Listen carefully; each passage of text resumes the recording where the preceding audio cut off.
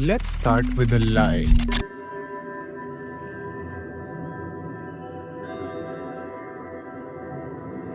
That line hits around the start point of Bring Her Back. It's subtle, it's tossed off like an afterthought, but it's not. It's the moment you realize this film is not just about demons or rituals. It's about us, you, me, the people we become when we can't let go. But I'm getting ahead of myself. Let's rewind to the last scene. Ollie is watching Piper get rescued, and I'm watching Ollie. I wasn't breathing, I wasn't blinking, and by the end, I wasn't okay. Because somewhere in that boy's blank, distant stare, I saw a whole life stolen, reshaped, used. Horror films aren't supposed to make you cry, but this one did. And not in a cheap, manipulative way. It earned those tears for me. And that's when I knew Bring Her Back isn't your average possession movie. It's a story of love turned rotten. A story where the villain almost wins. But to understand why that's so scary, we need to talk about Laura. We can bring her back. When we first meet her, Laura's just off. She's smiling, My daughter's blind. polite, Oh, that's all right. You didn't know. It's not your fault. nostalgic about the past, She's drowned.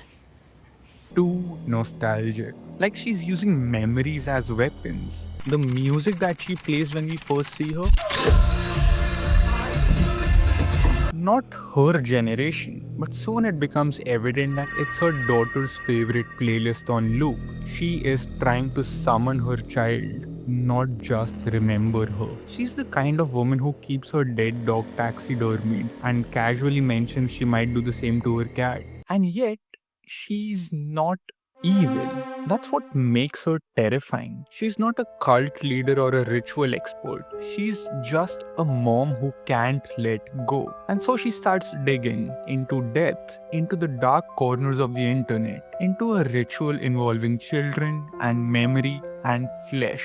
But she's not alone, because behind all of this, beneath the chanting, the tapes, the freezer in the shed, is a shared human urge to undo loss, to hold someone one last time. That's not cult behavior. That's grief in its final, desperate form, a dangerous form. Now let's talk about Ollie. The movie sets you up to think that he is the monster, and maybe he is, but it's not his fault. He is a child forced into something ancient and cruel. You realized too late that he's not just a vessel, he's a victim.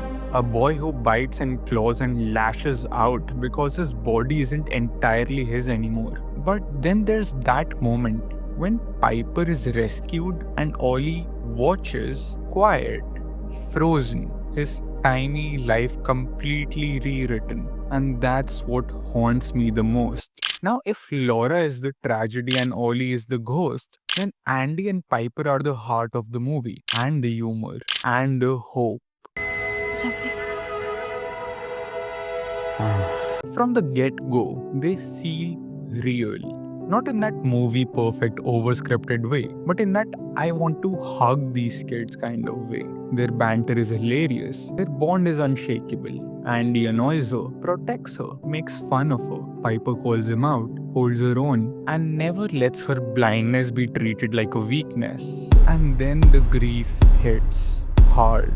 You know what's wild? This movie weaponizes sight. Not just visually, but emotionally. It asks you what happened when you see too much of your past, too little of the present, or only what your heart wants to see. Let's start with Andy. Andy is haunted, not by ghosts, but by memory. His father's abuse, the sister he couldn't protect, the guilt he keeps carrying like a second skin. And so it makes sense that he's always looking back, literally. There's this brilliant early scene, quiet, almost forgettable, where Andy tapes his broken side mirror back onto his car. That's side mirror, it's for watching what's behind you, for keeping the past in view. But later, after he finally realizes that Laura is not just grieving but manipulating, gaslighting, he storms out to his car, gets in, and the taped mirror falls off, shatters. It's subtle, but it's a metaphor with teeth. Andy isn't looking back anymore. He's not the kid hiding in the bathroom while his father rains down his fists. He's not the teen scared to tell Piper the truth. He's the guy calling it like it is, literally leaving her a voicemail, telling her everything. No more silence, no more mirrors, no more ghosts. Before I move forward, I would love it if you guys could, hit the subscribe button for me. It would really help me out a lot with motivation to continue making these videos for you guys. Thanks a lot.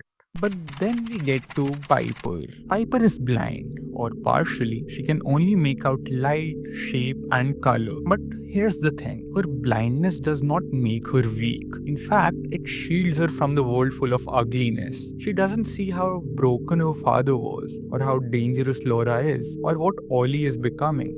She feels love, not fear. She is too pure for that. Laura, on the other hand, she sees too much, but nothing clearly. She's often shown looking through a fogged up glass, blood-smeared windows, distorted reflections. And it's not just creepy atmosphere, it's character. Her vision is literally clouded by grief. She cannot see what she is doing, only what she wants to see. Her daughter back, no matter the cost. And here's when it gets tragic. Because Laura does not want power, she wants peace. But she thinks peace comes from resurrection, not acceptance. And in trying to bring her daughter back, she ends up destroying everyone else's, including Andy. Let's talk about that. Andy's trauma runs deep. It's soaked in water. When he was beaten as a kid, his father turned the shower on so Piper would not hear the screams. The bathroom became his war zone. And when his father died, he died in the shower. So Andy, he cannot shower anymore. Not once in the film. But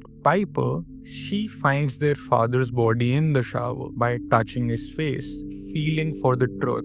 And in the final act, she finds Andy the same way, in the same space, with the same gesture. That's not just a callback, that's generational trauma reflected and repeated. And it gets darker. Water isn't just tied to trauma in this film, it's tied to death. When Laura kills Andy, she drowns him in a shallow puddle. When her daughter dies, it's by drowning in a pool. When Piper is nearly sacrificed, it's in the pool again. And in the final moments, Laura slits her wrist and dies with her daughter in the same body of water. Oh, and remember that hallucination, the one where Andy sees his dead father in the shower? He whispers something chilling, something like Piper is going to die in the rain. Cut to the climax of the movie. Torrential downpour, thunder, chaos. Water has stopped cleansing, it has started claiming. And the more you think about it, the more you realize the film isn't just about bringing someone back. It's about what we drown in when we cannot let go. Laura drowns in denial, Andy drowns in guilt, Piper drowns in love, and Ollie, well,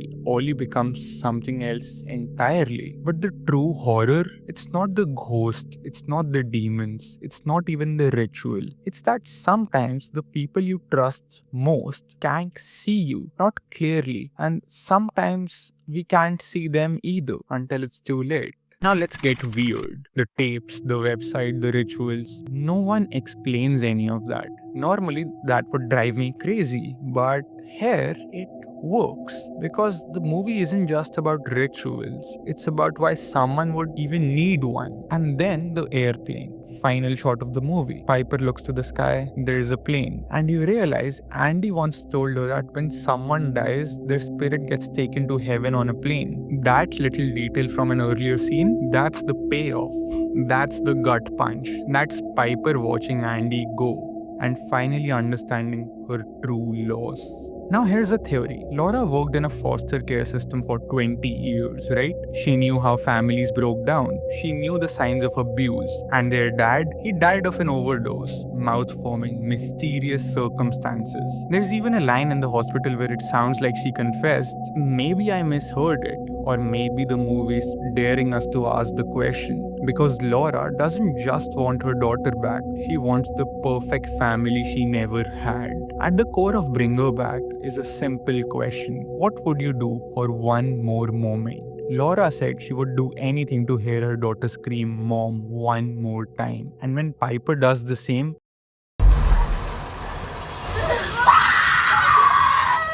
when she lets out a raw, terrified, honest "Mom," Laura freezes. Just for a moment, deer in headlights. Because in that moment, she got what she wanted. And maybe that's why she lets go. Or maybe she just realizes the damage is already done. Bring Her Back isn't perfect, but it's gutsy. It doesn't over-explain. It doesn't give you a villain with a plan. It gives you a woman with a hole in her heart and a belief that's slowly eating her alive. It made me think. It made me cry. It made me terrified that if I ever lost someone I loved, I might be tempted to do the same. The best horror doesn't scare you with monsters. It scares you with yourself. And Bring Her Back does exactly that. Now if you'll excuse me, I'm going to hug my siblings and never let go. I hope you guys like the video. Please subscribe and please like the video as well. It would really mean the world to me. And please stick around for more videos like this. I'll see you guys in the next one.